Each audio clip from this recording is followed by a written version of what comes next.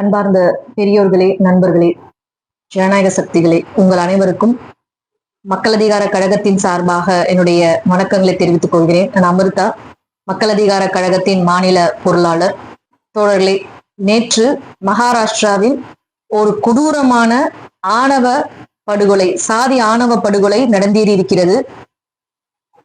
ஆஞ்சல் சாக்சம் டாடே என்ற இருவர் கடந்த 3 ஆண்டுகளாக காதலித்து வந்துள்ளனர். இருவரும் வெவ்வேறு சாதியை சார்ந்தவர்கள். தன்னுடைய அண்ணனுடைய நண்பரைத்தான் ஆஞ்சல் காதலித்திருக்கிறார். இருவருடைய காதலையும் வெவ்வேறு சாதி என்பதால் இரு வீட்டாரும் முதலில் எதிர்த்து வந்துள்ளார்கள். இதை மீறி, வீட்டினுடைய எதிர்ப்பையும் மீறி இருவரும் திருமணம் செய்து கொள்ள போகிறோம் என்று முடிவு செய்கிறார்கள். இந்த தருணத்தில் இந்த பெண்ணுடைய தந்தையும் அவருடைய அண்ணனும் இணைந்து கொண்டு டாடேவை கடத்தி சென்று கொடூரமாக சுட்டு, தலையில் கல்லை போட்டு கொடூரமாக இந்த படுகொலையை நிகழ்த்தியிருக்கிறார்கள். மிகப்பெரிய சோகத்தை உருவாக்கி இருக்கிறார்கள். தன்னுடைய நெருங்கிய நண்பனை சாதி வெறியால் கொலை செய்வது என்பது இங்கு நடந்தேறி இருக்கிறது. இந்த கொடூரம் நடந்ததற்கு பிறகு இதை அறிந்த ஆஞ்சல் தன்னுடைய காதலன் படுகொலை செய்யப்பட்டதை அறிந்து அந்த இறுதி நிகழ்ச்சிக்கு தன்னுடைய காதலனுடைய வீட்டுக்கு செல்கிறார். அவரை திருமணம் செய்யக்கூடாது என்றுதான் எங்க வீட்டுல அவரை கொலை செஞ்சாங்க. அதனால அவர் இறந்தாலும் அவருடைய பிணத்தோடு நான் திருமணம் செய்து கொள்வேன் என்று அந்த குடும்பமே கதறி கதறி அழுகிறார்கள். அந்த வட மாநிலத்தில் இருக்கக்கூடிய அந்த சடங்குகளை தன் நெற்றியில பொற்று வைப்பது போல சடங்குகளை செய்து நான் அவரை திருமணம் செய்து கொள்கிறேன், இந்த வீட்டிலே தான் நான் இருப்பேன், எங்க அண்ணனும் எங்க அப்பாவும் தூக்கு தண்டனை வாங்கும் வரை, அந்த இறுதி தண்டனை வாங்கும் வரை நான் போராடுவேன் என்று அந்த பெண் இன்னைக்கு சொல்லியிருக்காங்க. தன் காதலித்த காதலனை கொடூரமாக கொலை செய்திருக்கிறார்கள். அந்த பெண் கதறி கதறி அழறாங்க. ஒரு 20 வயதே ஆன அந்த நபர் படுகொலை செய்யப்படுகிறார். செய்த குற்றம் என்ன? காதலித்ததை தவிர அவர் செய்த என்ன குற்றம் செஞ்சுட்டாரு?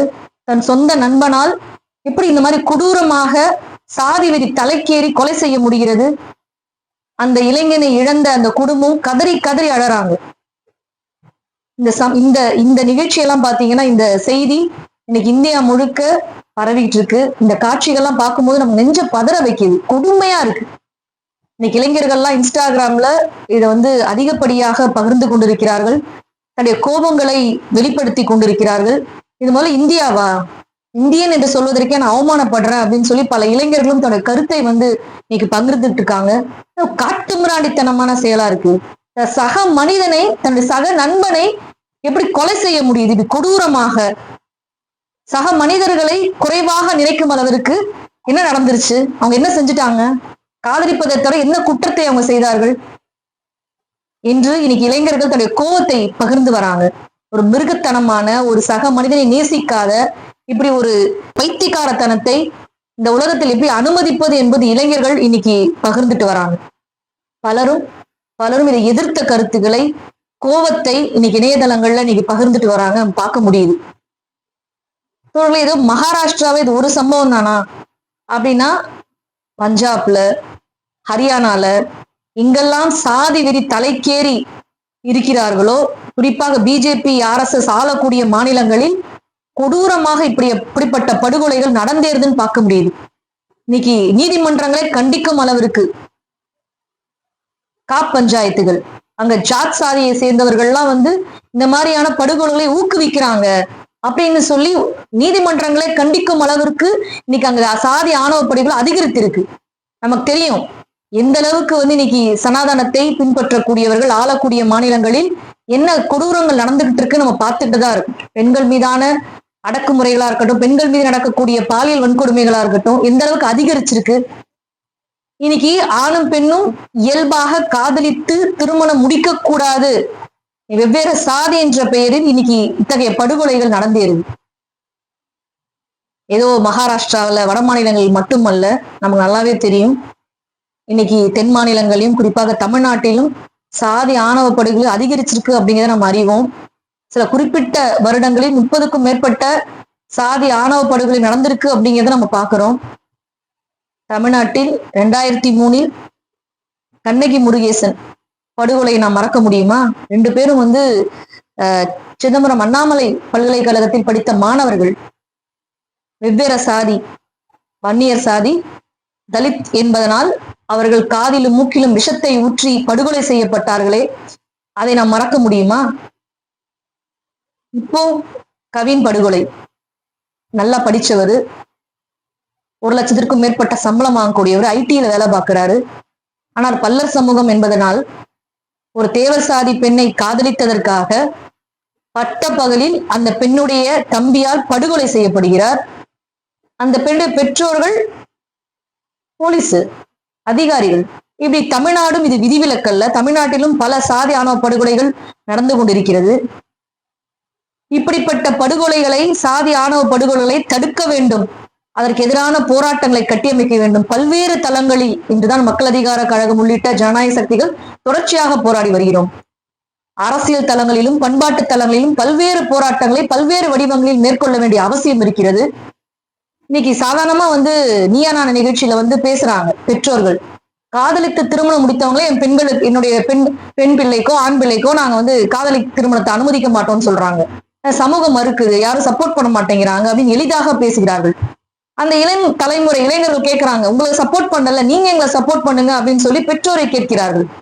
இப்படி சாதிய மனநிலை என்பது வெவ்வேறு தளங்களில் இருக்கிறது. இந்த அடிப்படை தான் இன்று சாதி வெறியாக சாதிய ஒரு மிகப்பெரிய ஒரு கொலையை, படுகொலையை நிகழ்த்தும் அளவிற்கு வளர்ந்திருக்கு. இன்னைக்கு மாணவர்கள், பள்ளி மாணவர்களுக்கு கயிறு கட்டி விடுவதிலிருந்து, இல்ல என்னோட குறைவான சாதி என்று சொல்லி தலித் மக்கள் சமைத்தால் நாங்கள் சாப்பிட மாட்டோம் என்று ஆதிக்க சாதியில் இருக்கக்கூடிய பெற்றோர்கள் சொல்வது வரை இது கொடூரம் இல்லையா? சக மனிதனை சாதியின் பெயரால் இழிவுபடுத்து என்பது ஒரு இழிவான செயல். இது ஒரு கொடூரம். வெவ்வேறு தளங்களும் தினமும் இதை எதிர்த்த போராட்டங்களை நாம் கட்டியமைக்க வேண்டியிருக்கிறது. சாதி ஆணவ படுகொலைக்கு எதிராக சிறப்பு சட்டத்தை இயற்ற வேண்டும் என்று நாம் போராடி கொண்டிருக்கிறோம். அந்த போராட்டத்தினுடைய பல்வேறு பண்பாட்டு நிகழ்வுகளையும், சாதிக்கு எதிரான, மதத்திற்கு எதிரான போராட்டங்களை நாம் செய்ய வேண்டிய அவசியம் இருக்கிறது. தோழர்களே, தமிழ்நாடு மட்டுமல்ல, எங்கெல்லாம் RSS பிஜேபி இருக்கிறார்களோ அங்கெல்லாம் மக்கள் மத்தியிலே சாதியின் பெயராலும் மதத்தின் பெயராலும் பிளவுகளை உருவாக்கி, அங்கே கலவரங்களை உருவாக்கி ஆட்சியை பிடித்தவர்கள் தான் இந்த பிஜேபி RSS கும்பல். தமிழ்நாட்டில் ஆதிக்க சாதி சங்கங்களில் ஊடுருவி சாதிய முனைவாக்கத்தை அதிகப்படுத்துவது, சாதி கலவரங்களை உருவாக்குவது, சாதி பெருமையை ஊட்டி இங்கே பிரச்சனைக்கு அடிகோலிடுவது இவருடைய வேலையாக இருக்கிறது. அவர்கள் ஆளக்கூடிய மாநிலங்களில் நேரடியாக போலீஸ், அங்க இருக்கக்கூடிய அதிகார வர்க்கத்தை பயன்படுத்தி யாரெல்லாம் குற்றம் செய்கிறார்களோ அவர்களுக்கு சார்பாக நடந்து கொண்டு குற்ற பின்னணி கொண்ட ஆதிக்க சாதி கும்பலுக்கு பின்னணியாக இருப்பதே இந்த RSS பிஜேபி தான். தமிழ்நாடு போன்ற மாநிலங்களில் இங்க இருக்கக்கூடிய ஆதிக்க சாதி சங்கங்களில் ஊடுருவி வேலை செய்கிறார்கள். ஆதிக்க சாதி சங்கங்களை தடை செய்வதோடு RSS பிஜேபியும் தடை செய்ய வேண்டும். அப்பொழுதுதான் இந்த சாதி ஆணவ படுகொலைகளை தடுக்க முடியும், குறைக்க முடியும். இதன் அடிப்படையில் ஜனநாயக சக்திகளோடு இணைந்து பல்வேறு போராட்டங்களை மக்கள் அதிகார கழகத்தின் சார்பாக முன்னெடுத்து வருகிறோம். பல்வேறு வடிவங்களை எதிர்த்து களத்திலே போராட வேண்டிய அவசியம் இருக்கிறது. அந்த அடிப்படையிலே மக்கள் கலை இலக்கிய கழகத்தின் சார்பாக நாங்கள் மேடைகளிலே சாதி மறுப்பு திருமணங்களை நடத்தி இருக்கிறோம். அந்த பாரம்பரியத்தின் தொடர்ச்சியாக தற்போதும் சாதி மதம் கடந்து காதலிக்க, மனமுடிக்க வேண்டும் ஜனநாயகம் என்ற அடிப்படையிலே மக்கள் அதிகார கழகத்தின் மாநில இணைச் செயலாளர் தொடர் ரவி அவருடைய திருமணம் சாதி கடந்து, மதம் கடந்து காதலிக்க, மனமுடிக்க வேண்டும் ஜனநாயகம் என்ற அடிப்படையிலே 25ஆம் தேதி நடக்க இருக்கிறது.